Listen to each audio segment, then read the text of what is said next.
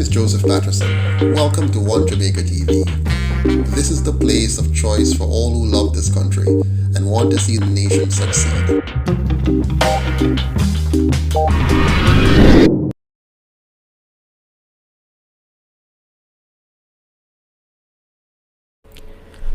A lot of Jamaicans still believe that spending the pound is what Jamaica needs, right? Because some Jamaicans feel like since we've gotten this so-called independence, and if you notice how I said it, so-called independence, right? Some Jamaicans look at it like Jamaica got worse as opposed to getting better. Would you say that actually doing away with the Queen, the Jamaican dollar will get stronger than it is? Because right now the Jamaican dollar is pretty poor, right? Would you say that if you get in office and you do away with the Queen, you do away with the Governor General, you make those kind of changes, how will that affect the current state of the Jamaican dollar right now? Right, so the Queen and the Governor General and the Jamaican dollar are not directly correlated. They're two different things. So the Queen and the Governor General has to do with the way our system of governance work, which of course affects, our politics and so on. But let's talk economics here. So I'm a chartered professional accountant, and part of my, a big part of what I do is study how money works and how money operates. I've spent a lot of years working with over 120 different countries on social development and economic development. So I understand a bit about it. I've been to a lot of countries and worked on how that evolves. Now, if you want to understand why Jamaica's currency is so low in value and continues to depreciate, it's very, very simple. Simple. I can explain it simply, but there are some complexities. But here's the simple explanation, which captures 80-90% of the problem. So if a country imports more than it exports, then the value of its dollar will reflect that. Right. So the higher your imports and the lower your export, the lower the value of your dollar. Now, what drives export? Export is driven by productivity. How productive are your citizens, and how competitive are your industries to be able to produce things that other people want? So for example, tourism is one of our industry. The better our tourism product, the more tourism dollars you're going to get in. So your import, the tourism is an export product, your import, or the income rather from tourism, would affect your dollar. Now, because of our politics, most of our tourism product are owned by foreigners. So even though we get money coming in from tourism, because most of our tourism product is owned by foreigners, they then send that money out of Jamaica because Jamaica is not their domicile country. The UIC, for example, would change that by making tourism, community tourism, a real thing for Jamaica, which will then bring the tourist dollars outside of the inclusive environment to the rest of Jamaica. How do you do that? You make sure that all of Jamaica is safe. You make sure that all of Jamaica is clean. Simple. Pick up the garbage, for example. Have a public works department that regularly picks up garbage. Have staff and employees who regularly clean the streets and maintain the grass and maintain the flowers. So we have a beautiful tourist-looking Jamaica, not just in one small piece of Jamaica, but across the country. Invest in permaculture so that our forestry becomes an attraction by itself. So, shift the tourism product away from a few foreigners who control the product to the Jamaican people now being able to engage in the product at the community level and bring the tourists out into the rest of Jamaica. Now, when you do that, you're also helping the Jamaican, because now the Jamaican who lives here will drive on proper roads with manicured, horticulture around the country, and enjoying the beauty of a well-managed country and lifting their spirits, which will make them more productive and more proud of where they are, and keep our professionals here. They won't want to leave because the economy is better, the environment is better for raising their children and living. So why leave and go to America and be treated like a second-class citizen, for example, when you could stay right here in the land of your birth and enjoy the pristine beauty of a well-maintained country. So the UIC is going to invest in safety, cleanliness, orderliness, anti-corruption, and create a Jamaica that is beautiful from east to west, north to south, and just allow the Jamaican people to be as productive as they want to be, but they're being prevented from being by bad governance. All right, I have a few other questions that the people want answered, but before I get to those questions, I've seen already where persons are attacking your character, right? I've seen on social media where stories have emerged about you being this type of person and that type of person. Tell us a little bit about that. Sure. I mean, are you speaking of any particular attack? Do you want to mention one or two that you have seen? Well, I saw one where they said that I think you're some escape convict, a drug dealer from Canada or something like that. I'm an open book. If you go on our website, you'll see my full story. So I have never been to prison. I've never had any issues with the police. And I'm a businessman. I am a chartered accountant. I'm a social entrepreneur. I invest in something called Yes Jamaica, which is a foundation that helps young people to become entrepreneurs. So we mentor them and finance them. I'm the chairman for one of the largest, social impact investment firm in the world, located in the Netherlands. There's no way for me to sit on such a board if I'm involved in anything like that. I couldn't hold my CPA license if I'm a former felon or anything like that, right? So that's all foolishness. But we expect that. I'm not surprised. This is the way politics is played by the people who have destroyed our country. So Jamaicans will see past that. Anybody who is sensible and sane can take a quick look and realize that I am nothing like that. And they can also check my record. It's very public. So there's nothing hidden. I am probably one of the cleanest person you can find on the planet when it comes on to politics, because I'm not a politician. I'm only involved in politics because I want to change Jamaica. So straight up, let's give it to them in a one-word answer. You've never been convicted of any crime. You're not a drug dealer. You've never been in prison in Canada. Never. No. In prison nowhere. Never convicted or imprisoned anywhere in the world. All right. So to the persons who may have been circulating a photo saying that he has been convicted of XYZ crime, you heard it from himself that he has never been to prison. But it's expected, because the minute you're doing good, and that says that you're a threat. That's what that says. They see you as a threat, so immediately they want to just say, you know what? Let's cast him out. Let's start to let people look at him in the negative, and that is what it is. Now I'm going to ask you this straight up now, Mr. Patterson. Do you think that those shots are being taken by your competition? Well, I mean, whatever a person does has to be motivated by something, right? What are you motivated by? So if a person takes the time to create a fake news item and to circulate that, it means they're highly invested, right? What are they invested in? Now, if the person is not invested in destroying me politically to advance another cause, then what are they interested in, right? So I think that answers for itself. All right, let's get back to the viewers' questions now, the people's questions. Yes. One of the questions that they want to know is, we've been living under some all-time legislation. Some of the laws in place has been there from you and I before we're born, right? So the viewers want to know, will you... All right. Good. All right, so the viewers want to know, will you be making any amendments to the legislation if and when the UIC gets in power? Is that something possible for you to do? We are going to replace the entire colonial constitution that is there. So one of our top priority, this is a top priority, we must give Jamaicans a constitution that reflects the people of Jamaica. We must give Jamaicans a constitution that is of the people, for the people, and by the people.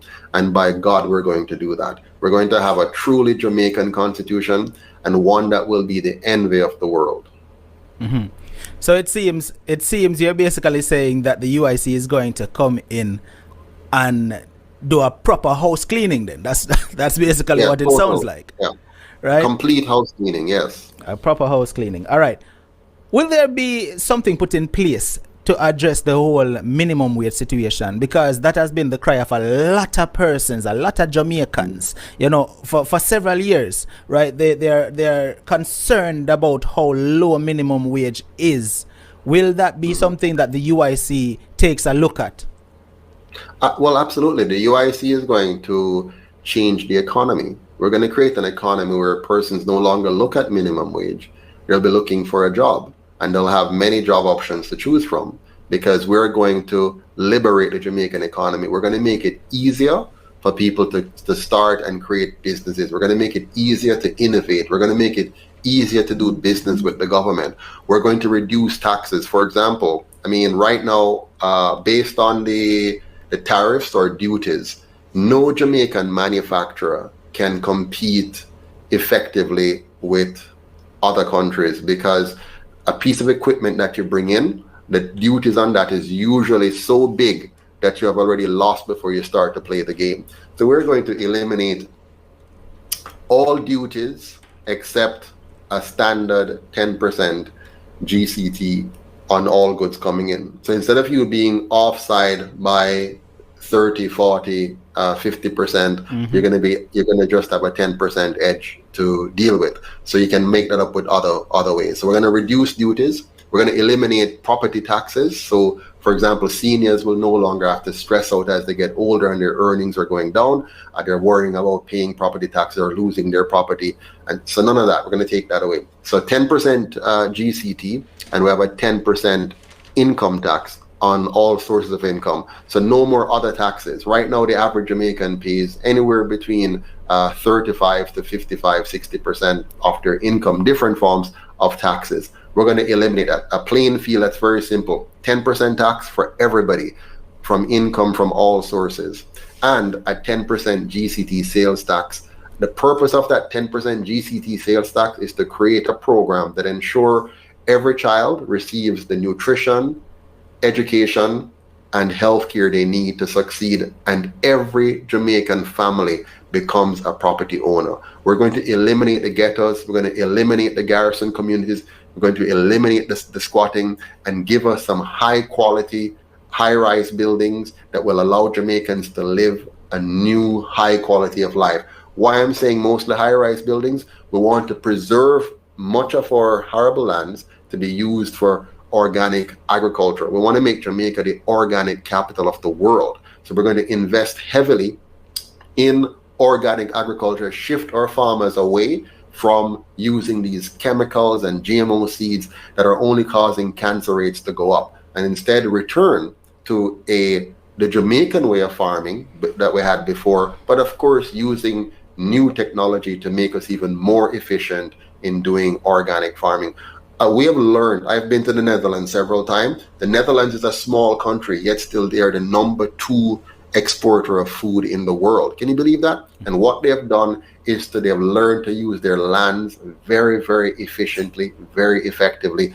We can learn from them and make Jamaica the organic capital of the world, where we produce the best organic foods, yams, vegetables, all kinds of vegetables, not just the callaloo and cabbage, but broccoli and all those other kinds of vegetables that the world wants, right, that we can produce here. So we're going to really change Jamaica so that the minimum wage question is going to be off the table. Now it's going to be an exciting new future for Jamaicans looking for and finding new opportunities and new jobs around the country.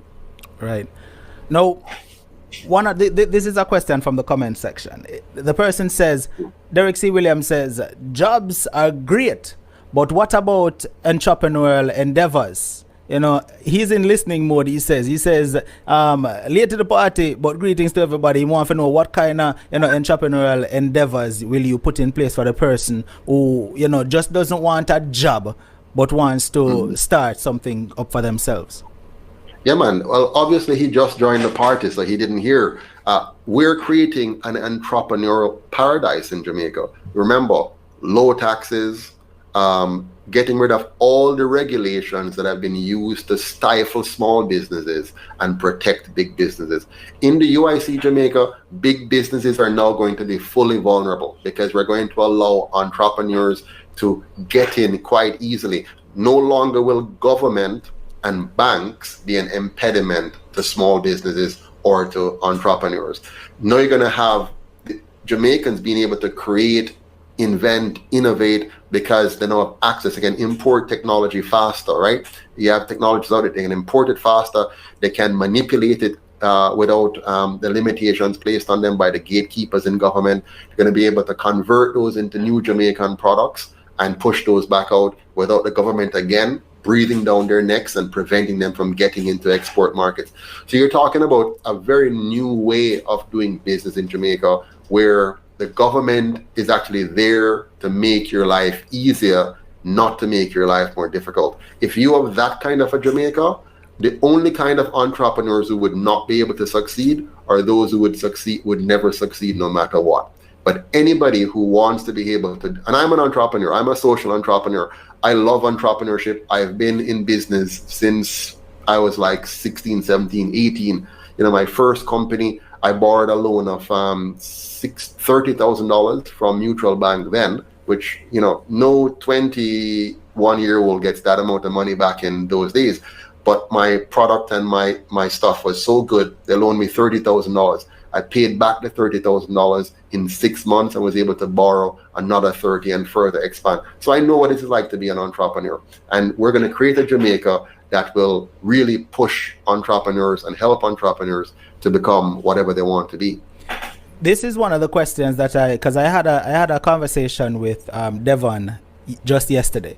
And one of the questions that I put forward to Devon, and maybe you'll give me a different response from what Devon gave. His answer was good, but I want to hear yours. Sure. Politicians today does not seem to understand accountability, right? They do whatever they please, they act however they wish, and they feel like the Jamaican people doesn't deserve answers. Now, will the UIC be accountable? Absolutely. And if you look at our platform again, our manifesto, you'll see how we're going to be accountable. We're not just using the word accountability.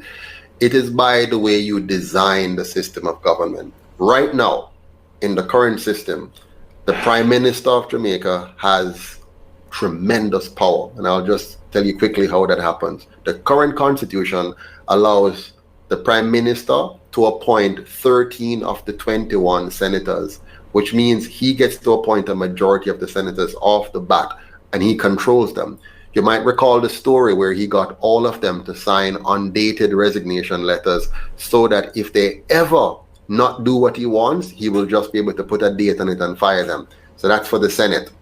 You will also know that the current system is designed so that the Prime Minister, all of the MPs on the government side, all of them are beholden to the Prime Minister, hoping and praying that he's going to give them a plum position in a ministry, as either a minister or a state minister or whatever. So they're all lining up for a position to get access to money, to get access to power and so on. So the Prime Minister therefore has enormous power over the House of Representatives, the majority of the House of Representatives. He controls them, and he controls the Senate. He also controls all of those boards and stuff that he gets to appoint to, and he controls the judiciary indirectly by being able to influence them. So enormous power. So what the UIC has done is to strip that power away by making sure that the executive branch of government is fully separated from the two legislative branches. So senators will now be elected directly by the people and are owned by the people, not by the Prime Minister and those who fund this party. And the representatives, MPs as we know them as, they're now going to be completely separated from the executive, and they now will be owned by the people, not by the Prime Minister and those who fund them. But get this, for the executive branch, which is the president, now we're going to have a president and 3 vice presidents who are themselves elected by the counties. So you see how we're divvying it up? That's how you get accountability. And watch this last piece. Key piece. all of the ministers of government, right?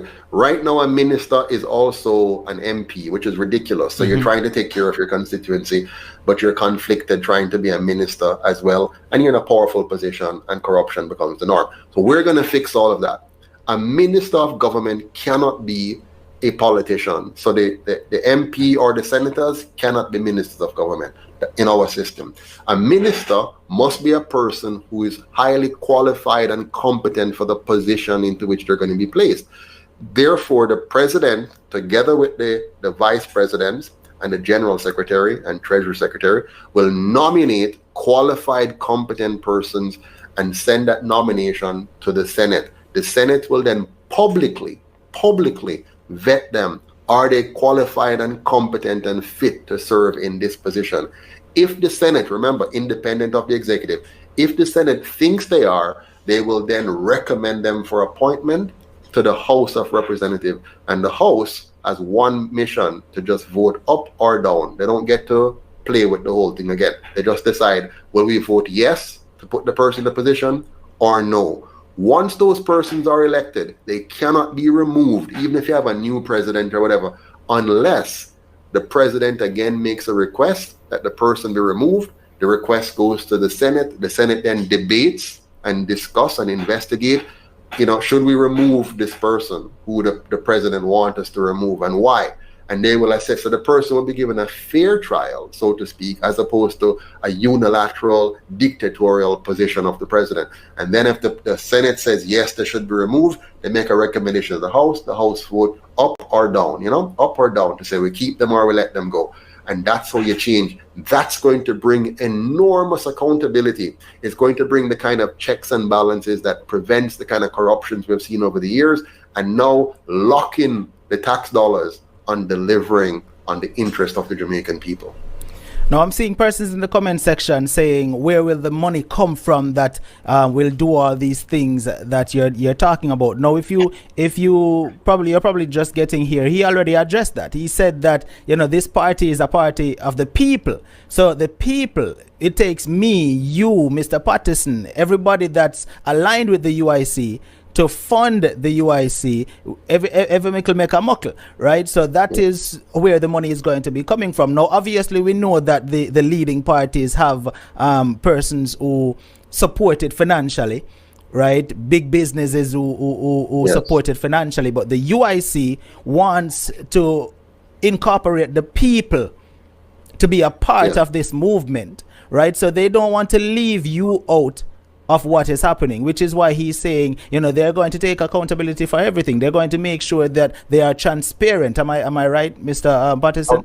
They are transparent. Objective, transparent, inclusive. Exactly. So you are going to know everything as it happens. They are not going to be like, oh, we are the government, you're our minions, so sit down and just take what we do, right? That is what I am understanding. Now, Mr. Take, for Patterson, example, the budget. Right now, if you go look at the government budget, it's several pages long and it's convoluted. The UIC will have a very simple and easy to understand budget that anybody can go through and find and drill down. So they can see a number. Let's say the number says tax revenue. You click on that number and it says tax revenue by source. You click on one of the source and it tells you what happens every month for that particular line item. Expense, for example, right now, most Jamaicans don't know that we spend over $250 million on the Governor General every year. A pointless, useless, unnecessary position. We spend $250 million a year. Most Jamaicans don't know that we lose $750 million US a year to corruption every single year. Right? Can you hear me? yes, I can hear you clearly. Yeah. All So the UIC, in terms of accountability, where this is going to become the people's government. No, we're truly going to be politicians are truly going to be just employees. Right. Truly. Of the people. We need to put that there. Woman, of the people. Of the Of people. course. Because right now, people do not understand that, politicians work for us. Right? Yeah, Right should. now, Should work for us. right. Should. Some persons are of the notion that, the politicians are there and we should just take whatever they dish out to us. But that is not the way it should be. No. This is another question that I want to put to you, and this is a serious question that every single person here going through right now wants to hear you answer. And the question is, if I'm in a community right now, I heard you said earlier that you're going to do away with ghettos, right? Yeah. However, for the person right now on the stream that's watching, and after this stream, they can't walk inside their bathroom to turn on and get running water to wash their hands, right? What are you going to do to fix the water issue in some communities? Because for years, there has been communities in Jamaica where just straight up not have no water. People have a full bucket and carry upon them head in order to bathe and get drinking water. What will the UIC do to address this issue? Because this has been ongoing for way too long. We've seen in just a video recently where a member of parliament was telling someone, listen, you need to go get the job in order to get water, right? And that right there, in my opinion, was very, very, very disrespectful and wrong in every way. You know, so what would the UIC do to eliminate the water problem, right? And we're going to get to the electricity part too, but answer the water part for me. Sure. I'm going to give you an example of how simple the water problem is to fix. Believe it or not, it's not as complex as they have made it. And sometimes I wonder if it's incompetent or just wicked our politicians are. Is it incompetence or wickedness? Now, here I live in St. Elizabeth. St. Elizabeth is one of the parishes where you often hear we're suffering from droughts and stuff like that in St. Elizabeth, right? And farmers don't have water and whatever.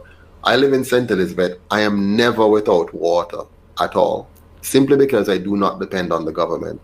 I simply put in a water catchment facility in my yard, and it catches and always has in excess of 6 months of water based on rain patterns and all of that. Me, one single man, just figured it out myself, just sit down and work out the rainfall and what happens and how big I must build the thing, and put in my pump and put in I have a overhead water system, so I get gravity feed, so I don't have to depend on electricity continuously. And I have an in-ground system that takes advantage of the water runoff, and I have a filter system in place. So 365 days a year, I have all the water I need. I also have a solar system in place. Now, of course, solar is a little bit more expensive, so not everybody can easily get that. I'm just trying to tell you about one man thinking about managing his own environment. So right now, my solar system is such that I have electricity whether or not JPS is up or down, because I capture solar energy. Now, what the UIC is going to do, we are going to implement what any government can do, which is water harvesting technology, and put a network in place that link those water harvesting technology across the country, and then be able to shift water to where it is needed most on a system. Now, the government that we have for 77 years, they have left most of the old water system in place that we got from the British. So a lot of our water infrastructure has not been improved in any way, shape, or form significantly. They have fixed a few broken mains and so on. So we're going to put in water harvesting catchment. Jamaica has no water problem. We have enough rainfall and enough rivers to have all the water that all 3 million of us need. In fact, we have enough water to supply 9 million people in this island without any problem, if the government would become interested in providing water for the people of Jamaica.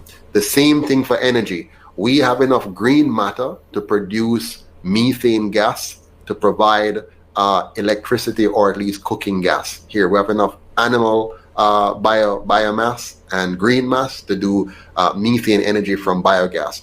We have enough land mass and sea to create geothermal energy. We have enough sun to generate solar energy. We have enough wind-prone areas to harvest wind energy, and we have enough waterways to do hydro energy. All it takes is a bit of engineering. Now, I am an engineer by training here in Jamaica, so I understand how we can link all of these together to ensure we have enough energy. Now, energy is crucial because the cost of energy affects your ability to be an exporter.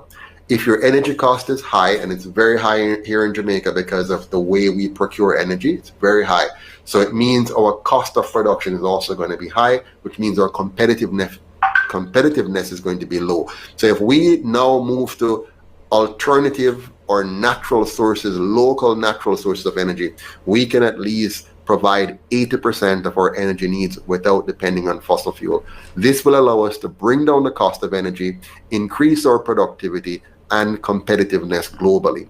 And finally, if we manage our energy and our water properly, with the fact that we have a lot of good land and a lot of very nutritious soil still left, which are untapped so far, if we now shift into organic food production again and gradually repair the soil that has been damaged, we will then become food secure. Just imagine a Jamaica that's water secure, food secure, and energy secure. We will be the envy of the world, and the UIC is going to make that happen.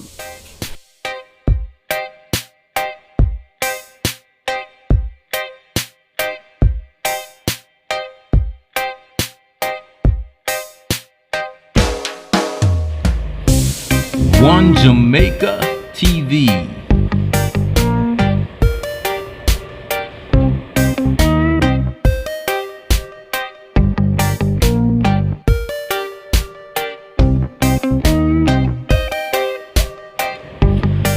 One Jamaica TV.